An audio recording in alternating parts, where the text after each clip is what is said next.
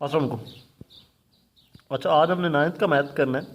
उसका chapter number 3 है, exercise 3.2 है और उसके क्वेश्चन नंबर 4 का फर्स्ट पार्ट आपके सामने लिखा हुआ है।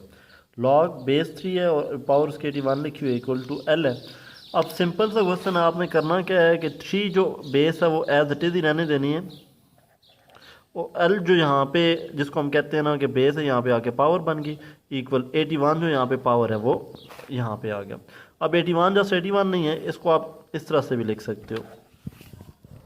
जैसे आप छोटी क्लासेस में फैक्ट करते थे, 3 का टेबल क्या, 3 2 टाइम 6 और 2 कैरी 27 21, तो ये 3 7 टाइम, फिर 3 का टेबल 3 9 टाइम, फिर 3 का टेबल 3 3 टाइम, और ये आपके पास आ गया।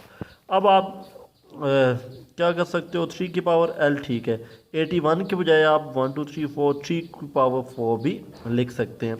अब बेस बेस कैंसिल अगर हो जाए तो एल की वैल्यू आ जाएगी जो कि आपके पास क्या है, 4।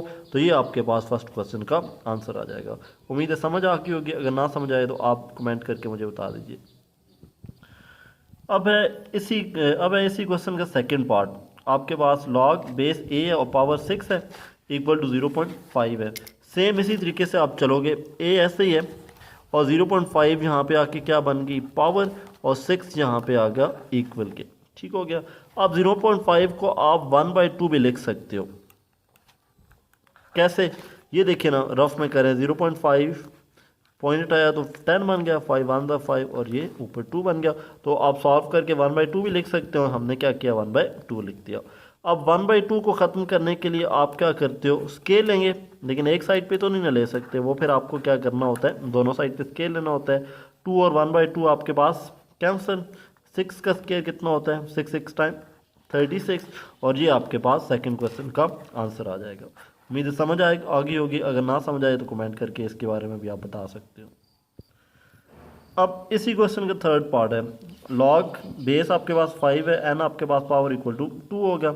अब यहाँ पे आपने करना क्या है कि जैसे पिछले में एक में एल फाइंड करना था, एक में ए फाइंड करना था, इसमें एन आपने फाइंड करना है। तो आप क्या करते हो, 5 ऐसे ही है, 2 यहाँ पे आके पावर बन गया और एन इसके इक्वल आ गया।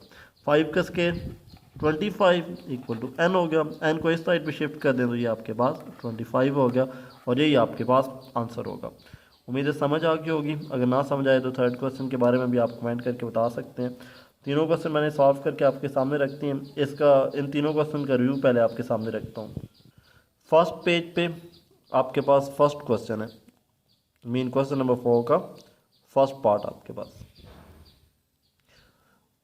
रिव्यू से आपको एक ये आसानी होती है कि जो लोग समझ के फिर उसके बाद नीट करना चाहते हैं वो आराम से फिर इसको जो है वो नीट भी कर सकते हैं देख के, एक इसका रिव्यू देख के, ताकि कोई प्रॉब्लम हो तो आप खुद समझें, ना समझाए तो कमेंट करके मुझसे ताकि पूछ सकें। अब ये इसका सेकंड पार्ट है रिव्यू में। ये रफ है, इसको नहीं करना, ये जस्ट आपको समझाने के लिए था ताकि आपको समझ आ जाए। ये इसका थर्ड पार्ट।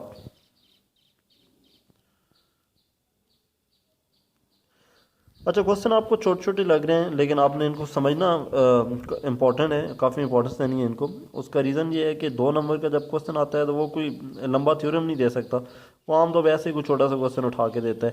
तो इन क्वेश्चन को वैल्यू करना है ताकि फिर आपके लिए प्रॉब्लम ना बने। उम्मीद है समझ आ गए होंगे और कोई प्रॉब्लम नहीं होगा। अगर कोई प्रॉब्लम हो तो देन आप कमेंट करें और अपने प्रॉब्लम्स को बता सकते हैं। उसके अलावा भी, इस क्वेश्चन के अलावा भी अगर कोई प्रॉब्लम होता है तो आप कमेंट करके मुझे बता सकते हैं। Thank you so much.